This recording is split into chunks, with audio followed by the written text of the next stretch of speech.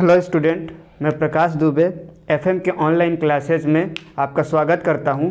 इसके पहले हमने इंट्रोडक्शन लेक्चर देखा। इस इंट्रोडक्शन लेक्चर में फ्लूइड मैकेनिक्स क्या होता है, एक हमने ब्रीफ इंट्रोडक्शन लिया कि फ्लूइड क्या होता है, फ्लूइड मैकेनिक्स में हमें क्या क्या पढ़ना है, उसका 4 अलग अलग क्लासिफिकेशन किया था, जैसे फ्लूइड स्टैटिक्स हो गया, फ्लूइड काइनेमेटिक्स हो गया, फ्लूइड डायनामिक्स हो गया, फ्लूइड मशीनरी हो गया। आज से हम यूनिट 1 स्टार्ट करने जा रहे हैं।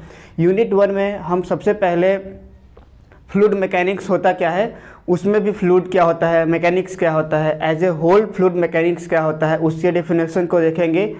सॉलिड और फ्लूइड के बीच में क्या डिफरेंसेस है उसको देखेंगे। देन इसके बाद जो प्रॉपर्टी ऑफ फ्लूइड होगा उसको हम स्टार्ट करेंगे। ठीक है, तो सबसे पहले इस लेक्चर में हम सबसे पहले ये फ्लूइड वर्ड क्या होता है इसको समझते हैं। देन फ्लूइड का क्या अलग अलग क्लासिफिकेशन है उसको देखेंगे। देन अपने क्लास को आगे बढ़ाएंगे। ठीक है, तो हम फ्लूइड से स्टार्ट करते हैं कि फ्लूइड होता क्या है। तो देखिए, बोर्ड में आपको डेफिनेशन लिखा हुआ है, तो इसको देखेंगे। इसके पहले आप देखिए कि फ्लूइड होता क्या है। देखिए, फ्लूइड वो सब्सटेंस होता है जिसके पास कैपेसिटी होता है कि वो फ्लो कर सकता है। क्लियर है, फ्लूइड वो सब्सटेंस होता है जिसके पास कैपेसिटी होता है कि वो फ्लो कर सकता है। अब आप ये बोलोगे कि सर फ्लो क्या होता है, या कोई भी सब्सटेंस फ्लो कर रहा है तो इसे हम कैसे फाइंड आउट करेंगे कि वो फ्लो कर रहा है। तो देखिए, अगर मैं यहाँ पे एक ग्राफ से आपको रिप्रेजेंट करने जाऊँ तो सपोज करिए कि यहाँ पे मॉलिक्यूल्स, पहला कोई भी सब्सटेंस है उसका पोजीशन पॉइंट 1 पे था। क्लियर है, पॉइंट 1 पे पहले किसी भी सब्सटेंस या फ्लूइड बोल सकते हैं उसका पोजीशन था।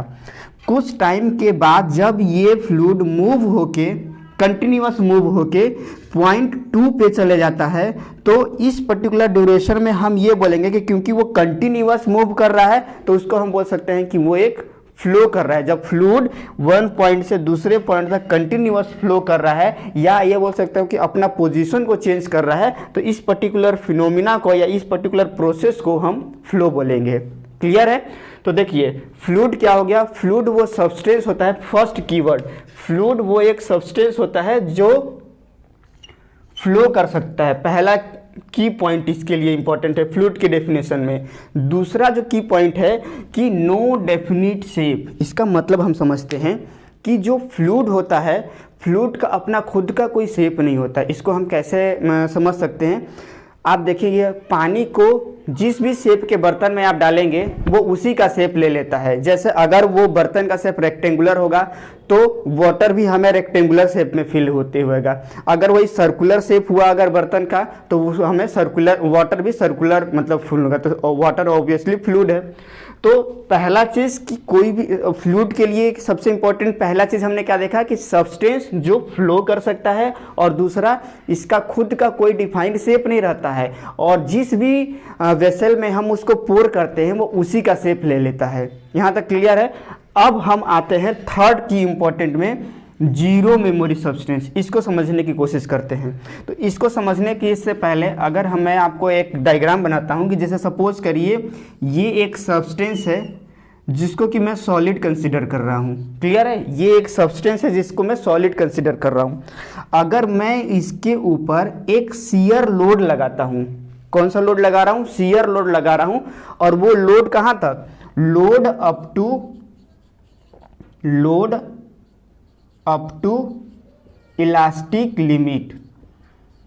आप लोग मॉस में पढ़े होंगे, इलास्टिक लिमिट वो पॉइंट होता है जहां पर हम किसी भी जहां तक हम किसी सब्सटेंस के ऊपर लोड लगाते हैं और उसके बाद उसको हम रिमूव करते हैं तो वो वापस अपने शेप में आ जाता है। तो देखिए कोई सॉलिड है, सॉलिड पर हमने शियर लोड लगाया अप टू इलास्टिक लिमिट, और अगर जब हम इस लोड को रिमूव कर देंगे तो सपोज करिए अगर जब हम इसमें लोड लगाए तो कुछ इस तरीके से डिफॉर्मेशन हुआ, कुछ इस तरीके से डिफॉर्मेशन हुआ, और जब हम लोड को रिमूव करेंगे तो क्या होता है कि ये जो सॉलिड होता है, जो इसका ओरिजिनल शेप रहता है वही ओरिजिनल शेप ऑब्टेन कर लेता है। ये तो हमने देखा कि सॉलिड के केस में ये होता है।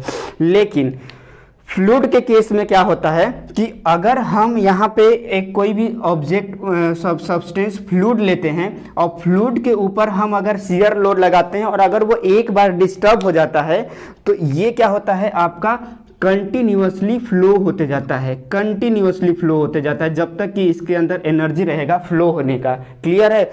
अब अगर हम ये सोचें कि अगर मैं ये लोड को रिमूव करूं और ये फ्लूइड वापस अपने ओरिजिनल शेप में आ जाए तो ऐसा पॉसिबल नहीं है।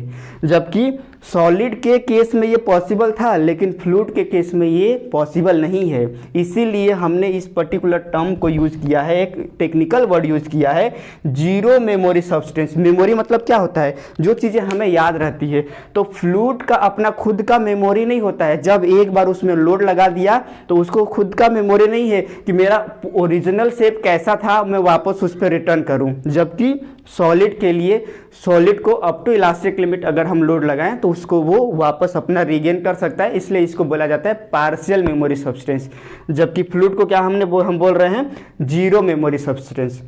तो आई होप आपको ये जो चीज़ें हैं वो समझ में आई होगी। एक बार हम इसको फिर से समझते हैं और डेफिनेशन को आप चाहो तो एक बार स्क्रीनशॉट ले लो, फिर इसके बाद फिर समझने की कोशिश करते हैं। ठीक है, तो होप आपने स्क्रीनशॉट ले लिया होगा। देखिए एक बार और जो डेफिनेशन हमने लिखा हुआ है इसको समझते हैं, देन आगे हम लोग मूव करेंगे। तो देखिए डेफिनेशन में क्या लिखा हुआ है, fluid is defined as a substance which can flow. पहला कीवर्ड क्या है कि कोई भी सब्सटेंस जो फ्लो हो कर सकता है। Then it has no definite shape, यानी कि फ्लूइड का अपना खुद का कोई शेप नहीं होता है। जैसे जिस भी कंटेनर में हम पोर करेंगे वो उसका शेप ले लेता है।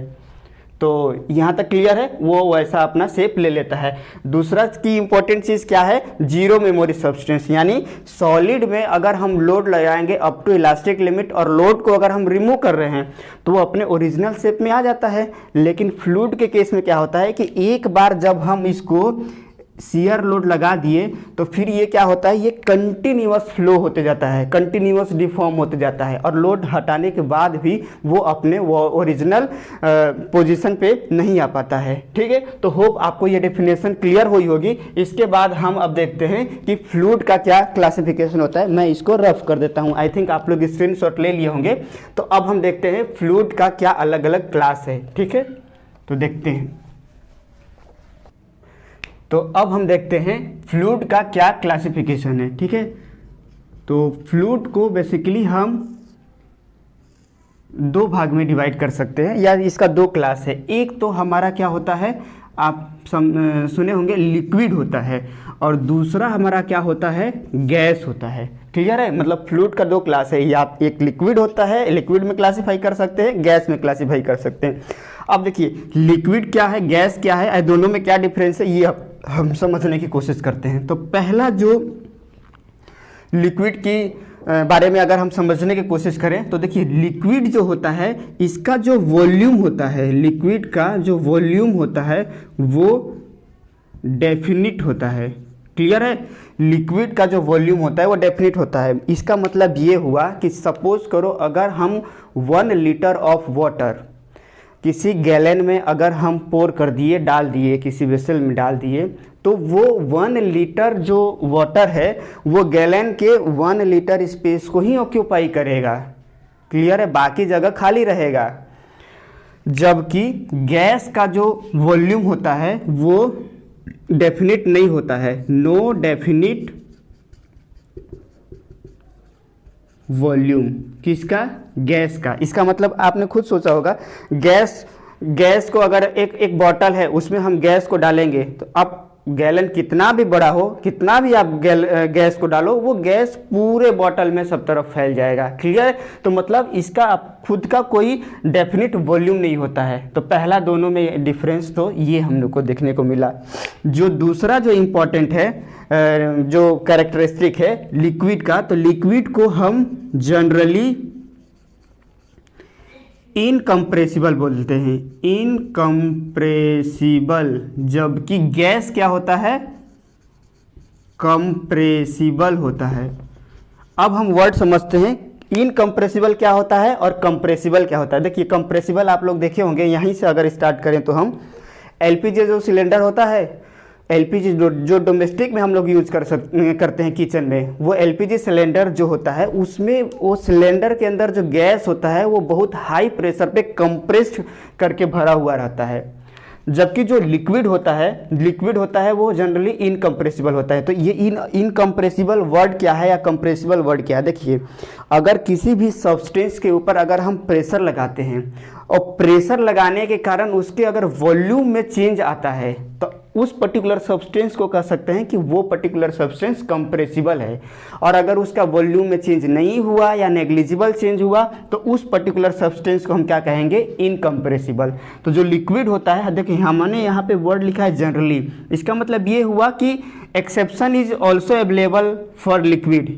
अब ये एक्सेप्शन कब होगा? जब बहुत ज़्यादा हाई प्रेशर हो जाए और उसमें हम लिक्विड को कंप्रेस करते हैं तो may be some amount of volume में चेंज आया, लेकिन लोअर प्रेशर और जनरली हमने ये देखा हुआ है कि जो लिक्विड होता है वो इनकम्प्रेसिबल होता है। और तीसरा अगर हम डिफरेंस देखने की कोशिश करें तो देखिए, जो लिक्विड होता है तो उसमें जो अगर हम मॉलिक्यूल्स का अरेंजमेंट देखेंगे तो ये थोड़ा क्लोजली पैक्ड होता है एज कंपेयर टू गैसेस, जबकि गैस में यही जो मॉलिक्यूल्स रहते हैं वो बहुत दूर दूर होते हैं और रैंडमली डिस्ट्रीब्यूटेड होते हैं। तो इससे हम ये कंक्लूड कर सकते हैं तीसरे पॉइंट में कि जो लिक्विड का जो डेंसिटी होगा, डेंसिटी ऑफ लिक्विड ज़्यादा होगा,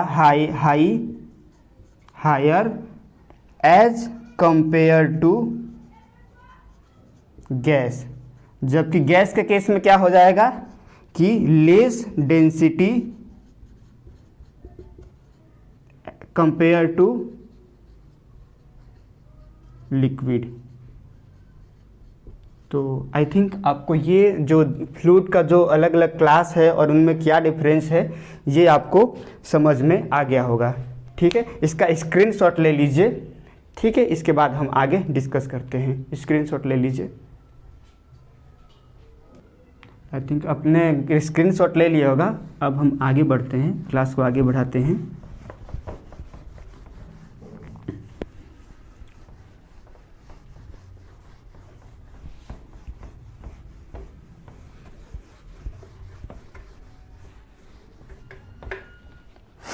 अब हम एक डिफरेंस देख लेते हैं। अभी हमने फ्लूइड पढ़ा तो अब हम डिफरेंस देखते हैं कि सॉलिड और फ्लूइड में क्या डिफरेंस है। डिफरेंस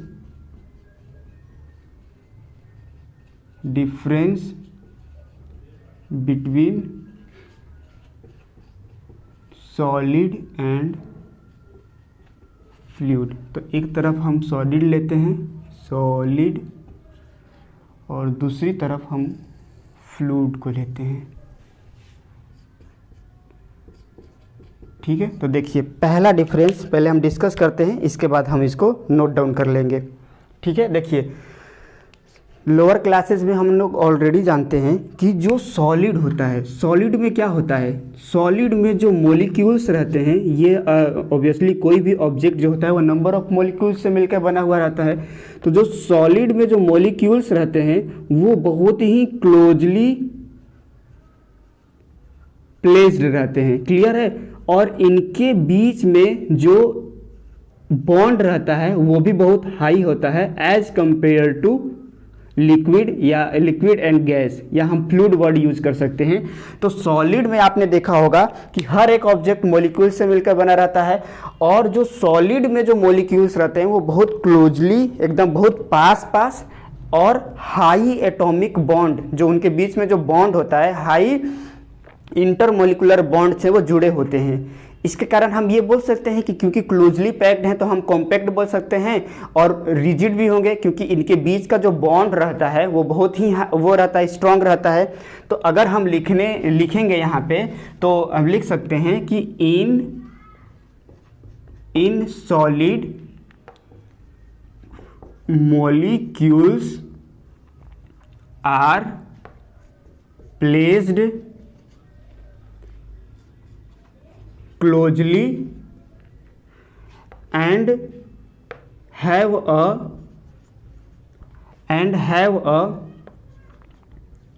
higher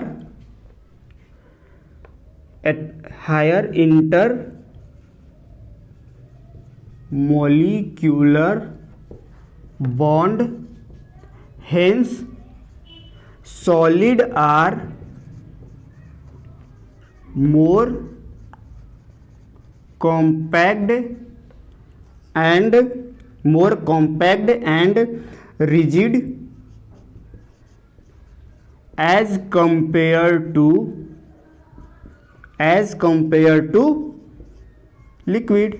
लिक्विड नहीं बोलना चाहिए, एक्चुअली फ्लूइड वर्ड यूज करने की, क्योंकि लिक्विड और गैस दोनों के लिए होगा। तो एज कंपेयर टू फ्लूइड, तो देखिए पहला डिफरेंस सॉलिड और फ्लूइड में, in solid molecules are place closely, अभी हमने डायग्राम में देखा बहुत क्लोजली प्लेस रहते हैं, और उनके बीच का जो इंटरमोलिकुलर जो बॉन्ड रहता है वो भी बहुत हाई रहता है, जिसके कारण हम क्या बोल सकते हैं कि जो सॉलिड होते हैं वो रिजिड भी होते हैं एज वेल एज कॉम्पैक्ट भी होते हैं एज कंपेयर टू फ्लूइड। इसी डेफिनेशन का उल्टा हम फ्लूइड में कर सकते हैं, तो इसमें हम लिख सकते हैं कि इन fluid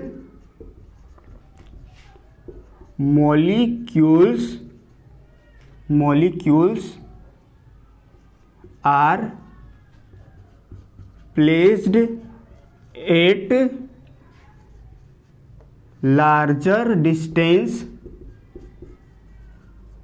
and have a low intermolecular bond, hence fluid are less compact and rigid तो ऑब्वियसली एकदम होता ही नहीं है, बट लेस वर्ड भी यूज कर, इसलिए लेस वर्ड ही यूज कर रहे हैं, या कॉम्पैक्ट रिजिड तो होता ही नहीं है, लेस कॉम्पैक्ट, रिजिड वर्ड अच्छा नहीं लग रहा है यहाँ, क्योंकि रिजिड तो होता ही नहीं है, बिल्कुल जीरो होता है, less compact as compare to solid. तो पहला हमने सॉलिड और फ्लूइड के अंदर में डिफरेंस फ्लूइड, सॉलिड और फ्लूइड के बीच में हमने डिफरेंस देखा, तो इसको आप लोग नोट डाउन कर लीजिए। देन इसके बाद हम लोग दूसरे डिफरेंस के ऊपर आते हैं, ठीक है। तो ठीक है, हम लोग दूसरा डिफरेंस देखते हैं, आप लोग नोट कर लिए होंगे। दूसरा डिफरेंस देखिए क्या होता है कि जो सॉलिड होता है, तो सॉलिड के ऊपर अगर आप लोड लगाओगे तो वो टेंसाइल को भी रजिस्ट करेगा, कंप्रेसिव को भी रजिस्ट करेगा, शियर को भी रजिस्ट करेगा, ठीक है। यानी कि अगर हम उसके ऊपर तीनों टाइप का किसी भी टाइप का लोड लगाएं, टेंसाइल, कंप्रेसिव, शियर, तो क्या होगा, उसके जो इंटरमोलिकुलर जो मॉलिक्यूल्स रहते हैं, उसके इंटरनल मॉलिक्यूल्स रहते हैं, वो फोर्स को अपोज करने की कोशिश करते हैं, मतलब वो रजिस्ट करने की कोशिश करते हैं। जबकि फ्लूइड के केस में क्या होता है, फ्लूइड में हम उसको खींच नहीं सकते, उसमें कोई भी टेंसाइल स्ट्रेस नहीं रहता है। दूसरी बात आई कंप्रेसिव, तो कंप्रेसिव हो सकता है, लेकिन जब हम उसको कंटेनर में लेके और कंप्रेस करने की कोशिश करें तब ये पॉसिबल है। जबकि शियर में क्या होता है, शियर जब हम फ्लूइड के ऊपर लगाएंगे तो वो कंटिन्यूअसली फ्लो होते जाता है, और अगर आप लोड को रिमूव भी करोगे तो वो वापस अपने शेप में नहीं आता, जबकि हमने फ्लूइड के डेफिनेशन में देखा हुआ था, ठीक है। तो दूसरा पॉइंट को हम लोग नोट डाउन कर सकते हैं कि solid are resistance to tensile, compressive and solid are resistant to tensile, compressive and the solid are resistant to tensile, compressive and shear stress। जबकि फ्लूइड के केस में हम क्या लिखेंगे कि fluid have no tensile stress, fluid has no tensile stress, it can be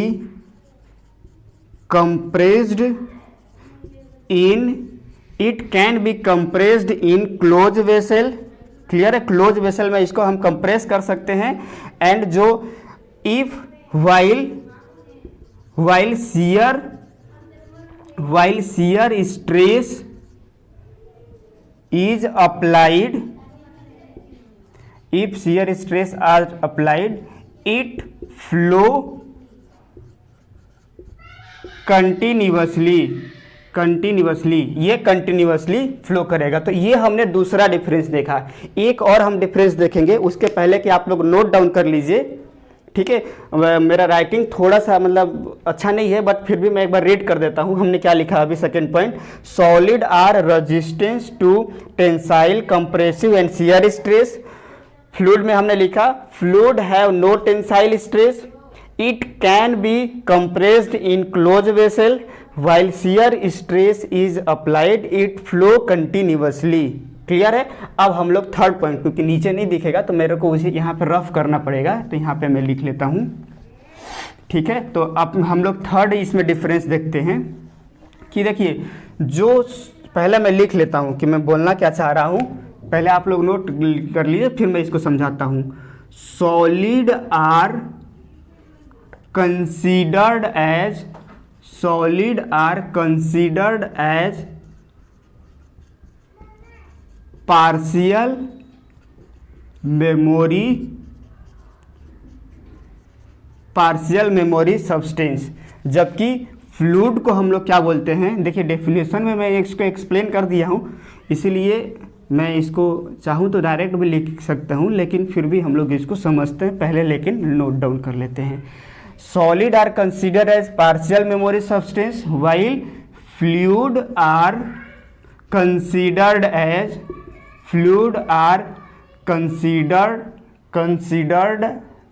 spelling mistake हो रहा है क्या, नहीं ठीक है, considered as zero memory substance. इसका मतलब हम समझते हैं, देखिए बहुत ही इंपॉर्टेंट ये जो वर्ड मैं यूज कर रहा हूँ, टेक्निकल वर्ड है, बट है इसका मीनिंग सिंपल, लेकिन फिर भी हम लोग इसको समझ लेते हैं, ठीक है, थर्ड पॉइंट को, ठीक है। तो देखते हैं, देखिए सॉलिड को हम पार्शियल मेमोरी, यानी इसका मतलब ये देखिए, अगर ये एक सॉलिड है, इसके ऊपर मैं लोड लगा रहा हूँ, मान लीजिए शियर लोड ही लगा रहा हूँ, कहाँ तक, अप टू इलास्टिक पॉइंट तक, अप टू इलास्टिक पॉइंट जब मैं लगा रहा हूं, और अगर मैं जब इसको लोड को मैं रिमूव कर लूंगा, तो अगर सपोज करिए लोड लगाने के बाद इसके में कुछ डिफॉर्मेशन आएगा, कुछ इस तरीके का मान लेते हैं कि कुछ डिफॉर्मेशन आया, और जब मैं लोड को रिमूव करूंगा तो ये वापस अपना जो ओरिजिनल शेप रहता है ना सॉलिड, वो ऑब्टेन कर लेता है, जो भी इसका ओरिजिनल शेप रहेगा वो ऑब्टेन कर लेता है, कौन, सॉलिड। लेकिन जब हम इसको इलास्टिक लिमिट क्रॉस कर देता है, प्लास्टिक रीजन में चले जाता है, और तब हम लोड रिमूव करें तो वो वापस ओरिजिनल शेप में नहीं आता है, तो केवल अप टू इलास्टिक लिमिट तक ही वो अपने ओरिजिनल शेप में आ जाता है। इसीलिए हम क्या इसको बोलते हैं, पार्शियल मेमोरी सब्सटेंस। जो कीवर्ड है ये थर्ड डेफिनेशन में, पार्शियल मेमोरी सब्सटेंस किसको बोला जाता है, सॉलिड को बोला जाता है। जबकि फ्लूइड के केस में क्या होता है, हमने देखा कि अगर ये फ्लूइड है, इसके ऊपर एक बार आप शियर लोड लगाए और ये अगर ये डिस्टर्ब हो गया तो ये फिर क्या होगा, ये कंटिन्यूअसली फ्लो करते जाता है, कंटिन्यूअसली फ्लो करते जाता है, और अपने वापस ओरिजिनल शेप में ये वापस नहीं आता है। इसलिए इसको हम लोग क्या बोलते हैं, zero memory substance. Hope I think आपको क्लियर हो गया होगा, ठीक है। तो इसको नोट डाउन कर लीजिए। तो आई थिंक होप आप लोग नोट डाउन कर लिए होंगे। अब इसको मैं रफ कर देता हूँ। अब हम देखते हैं, देखिए अभी हमने फ्लूइड और सॉलिड के बारे में डिफरेंस देखा, मतलब अभी हमने क्या क्या देख लिया, फ्लूइड को डिफाइन कर लिया, फ्लूइड की क्लासिफिकेशन को हमने देख लिया, देन सॉलिड और फ्लूइड के बीच में क्या डिफरेंस है इसको देख लिया। देखिए इंट्रोडक्टरी लेक्चर में हमने ऑलरेडी ये जो मैकेनिक्स होता है, इस मैकेनिक्स को हमने डिफाइन किया हुआ है, लेकिन यहाँ पे फिर से हम लोग एक बार डिफाइन कर लेते हैं कि ये फ्लूइड मैकेनिक्स, उसमें पहले ये मैकेनिक्स क्या होता है। तो मैं लिखता हूँ यहाँ पे मैकेनिक्स। तो ये मैकेनिक्स होता क्या है, इसका डेफिनेशन क्योंकि एग्जाम में पूछा जा सकता है, इसलिए हमें नोट डाउन कर लेने से पहले समझते हैं, फिर नोट डाउन कर लेंगे। देखिए मैकेनिक्स क्या होता है ना, जब हम किसी भी बॉडी के ऊपर में अलग अलग फोर्स लगाते हैं तो उस फोर्स का उस बॉडी के ऊपर क्या इफेक्ट आता है, या उस फोर्स के कारण उसकी बॉडी में क्या बिहेवियर में चेंज आता है, जब हम उसका स्टडी करते हैं उसको हम लोग क्या बोलेंगे, मैकेनिक्स बोलेंगे। क्लियर है। तो इसका डेफिनेशन लिखते हैं और ज़्यादा क्लियर होगा। तो मैकेनिक्स को क्या हम डिफाइन कर सकते हैं, it is defined as study of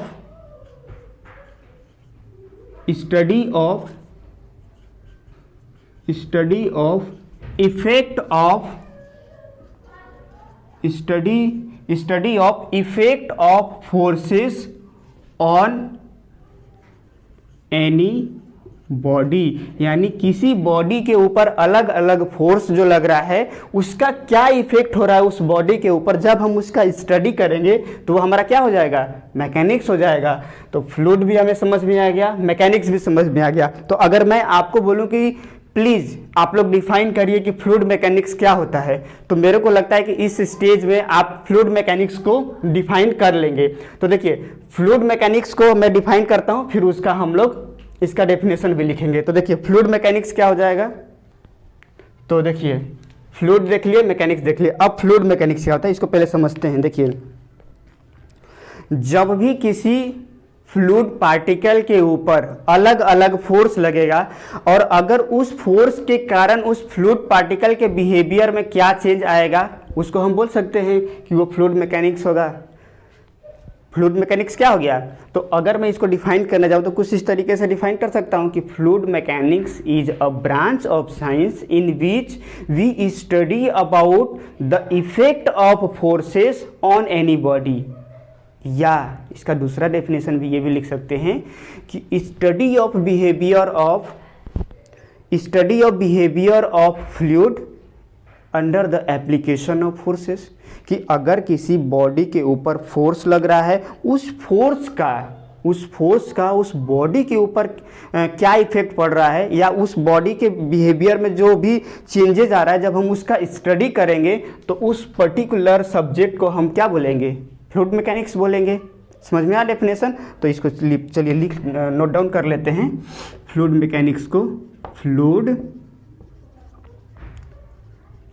mechanics, तो देखिए फ्लूइड मैकेनिक्स को मैं यहाँ पे नोट डाउन कर देता हूँ क्या होता है इसका। It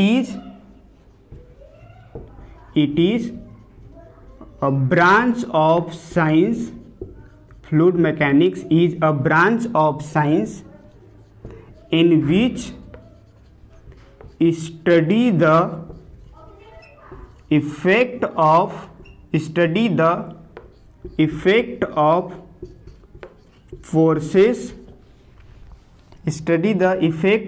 forces on fluid particles, ये डिफाइन कर सकते हैं, या इसका दूसरा भी डिफाइन हम क्या कर सकते हैं, fluid mechanics is a branch of science in which study the behavior of fluid under application of forces, ऐसे डिफाइन कर सकते हैं। तो हमने फ्लूइड को भी डिफाइन कर लिया, फ्लूइड मैकेनिक्स को भी डिफाइन कर लिया, और अब एज ए होल सब्जेक्ट जो फ्लूइड मैकेनिक्स है इसको भी हमने डिफाइन कर लिया। क्या हो गया इसका, it is a branch of science in which study the effect of forces on fluid particle और study the behaviour of fluid under application of forces. तो ये हमारा होल फ्लूइड का और फ्लूइड मैकेनिक्स का डेफिनेशन हो गया। अब हमारा एक आज के क्लास का एक लास्ट पॉइंट बचा हुआ है, आप प्लीज़ इसको नोट डाउन कर लीजिए, उसको डिस्कस करते हैं, देन क्लास को एंड करते हैं। ठीक है, तो चलिए स्टार्ट करते हैं। आई थिंक आप लोग नोट डाउन कर लिए होंगे। तो अब हम लोग देखते हैं लास्ट पॉइंट जो है आज के हमारे डिस्कशन का, कि अब देखिए कोई भी सब्जेक्ट अगर आप पढ़ रहे हो, ठीक है, कोई भी सब्जेक्ट पढ़ रहे हो तो उसका क्या एप्लीकेशन है, एज ए इंजीनियर उस पर्टिकुलर सब्जेक्ट का क्या इंपॉर्टेंस है हमारे लाइफ में, ये जानना बहुत ज़रूरी होता है। तो मतलब मैं डिस्कस करने जा रहा हूँ एप्लीकेशन ऑफ हाइड्रोलिक, और एफएम में शॉर्ट में अब मैं लिखूँगा एफएम और hydraulic.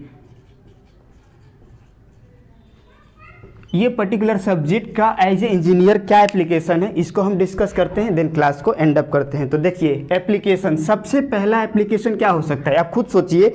As a civil engineer और एज ए मैकेनिकल इंजीनियर दोनों आप सोच सकते हैं। सिविल इंजीनियरिंग में क्या होगा, आपने देखा होगा जो अर्बन एरिया होता है वहाँ पे हम लोग क्या कर सकते हैं, हमारे घर तक पानी आता है, तो पानी को पहले क्या किया जाता है, रिवर से एक बड़ा सा टंकी बना रहता है, वहाँ पे स्टोर करते हैं, देन इसको पाइपलाइन के थ्रू हमारे घर तक आते हैं। अब वो जो आपके तो घर तक आ गया, लेकिन इंजीनियर ने उसमें क्या क्या किया, कितना फ्लो रेट होना चाहिए उस पाइप में उस फ्लूइड का जो आ रहा है उसके कारण कितना फोर्सेस लग रहा है, उसका भी तो हम स्टडी करेंगे ना तभी, ताकि वो लीकेज ना हो। कहीं कहीं आप देखे होंगे कि पाइप फट जाता है।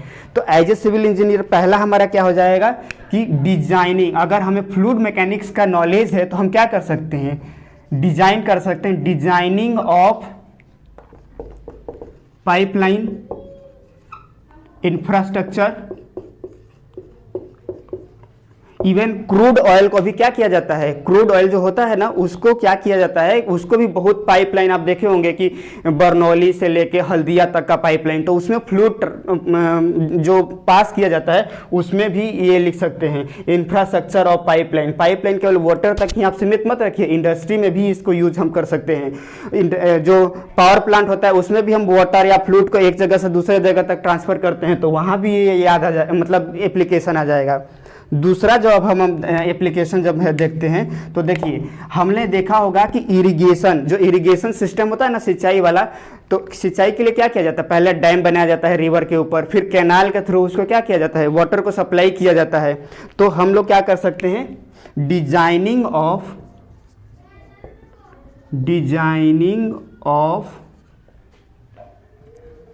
Irrigation infrastructure, designing of infrastructure, spelling मेरे से अभी मिस्टेक हो रहा है, इंफ्रास्ट्रक्चर, ठीक है। जैसे डैम हो गया, कैनाल हो गया, एक्सेट्रा। मतलब डैम है, डैम में पानी फिल अप रहेगा, तो डैम जो रहेगा तो डैम के वॉल पे जो वाटर को जब हम स्टोर करेंगे तो लोड लगाएगा, तो हमें क्या करना पड़ेगा, हमें ऐसा डिजाइन करना पड़ेगा कि वो उस वाटर के प्रेशर को वो जो डैम का जो वॉल है वो सह सके। तो इसके लिए हमें क्या पता होना चाहिए कि भाई वाटर का क्या बिहेवियर होता है, फ्लूइड का क्या बिहेवियर होता है, कितना प्रेशर लगाता है, तो इसमें हमारा फ्लूइड मैकेनिक्स का इंपॉर्टेंस आ जाएगा। क्लियर है, कैनाल के थ्रू हम पानी को सप्लाई करेंगे तो वो लीकेज ना हो, क्लियर है, अदरवाइज वो लैंड को क्या कर देता है, बहुत ज़्यादा अगर वाटर अगर बहुत ज़्यादा फ्लडेड हो जाता है तो हमारा जो पानी का तो लॉस होता ही होता है, लैंड को भी नुकसानदायक होता है, वो लैंड सलाइन हो जाता है, उपजाऊ नहीं रह पाता है, तो इसलिए वो लीकेज ना हो, तो कैनाल का भी डिजाइनिंग में हमारा काम आएगा। देन आपने देखा होगा कि जो डैम होता है तो डैम से हम क्या कर सकते हैं, इलेक्ट्रिसिटी प्रोड्यूस करते हैं, तो इसमें हम क्या कर सकते हैं, designing of hydro electric power plant. Fluid mechanics का अगर हमें नॉलेज होगा तो डैम को कितना बनाना है, देखिए जो hydro electric power plant turbine का यूज़ करके हम पावर को प्रोड्यूस करते हैं, तो ये टरबाइन भी अलग अलग टाइप का होता है, जैसे इम्पल्स टरबाइन होता है, फ्रांसिस टरबाइन होता है, कैप्लान टरबाइन होता है, सबका फ्लो रेट अलग अलग होता है, उसके बेसिस पे भी क्लासीफाई किया जाता है। तो अगर हमें ये नॉलेज पता होगा फ्लूइड मशीनरी में कि अलग अलग टरबाइन का क्या फ्लो रेट होगा, कितना वो डिस्चार्ज पे वर्क करता है, तो हम डिजाइनिंग कर सकते हैं कि हमारे लिए क्या सुटेबल है, डैम के अकॉर्डिंग हम डिजाइन कर सकते हैं या हम सेलेक्ट कर सकते हैं कि कौन सा टरबाइन हमारे लिए सुटेबल होगा, तो उसमें भी हमारा फ्लूइड मैकेनिक्स का आएगा काम। तो ये चीजें जब हम फ्लूइड मशीनरी पढ़ेंगे तो और हम डिटेल में दिखेंगे। और लास्ट एप्लीकेशन हम लोग देख लेते हैं कि हम फ्लूइड को यूज करके जो हाइड्रोलिक मशीन होते हैं, हाइड्रोलिक प्रेस जिसको बोलते हैं, इसका यूज करके हम हैवी जो लोड होते हैं उसको लिफ्ट कर सकते हैं। हैवी लोड लिफ्टिंग प्रोसेस में भी हम फ्लूइड को यूज कर सकते हैं। तो देखिए है तो बहुत ही, इसका वास्ट एरिया है, ठीक है, लेकिन ये एक ब्रॉड है जो हमें पता होना चाहिए, और भी आप इस लिस्ट में ऐड कर सकते हैं। तो इस तरीके से हमने आज देखा फ्लूइड का क्या क्लास होता है, देन उसके बाद हमने सॉलिड और फ्लूइड का डेफिनेशन देखा, फिर मैकेनिक्स देखा, fluid mechanics as a subject क्या होता है उसको देखा, देन उसका एप्लीकेशन देखा। तो आज को क्लास कमेंट कर सकते हैं, नेक्स्ट क्लास में हम लोग फ्लूइड प्रॉपर्टी से स्टार्ट करेंगे।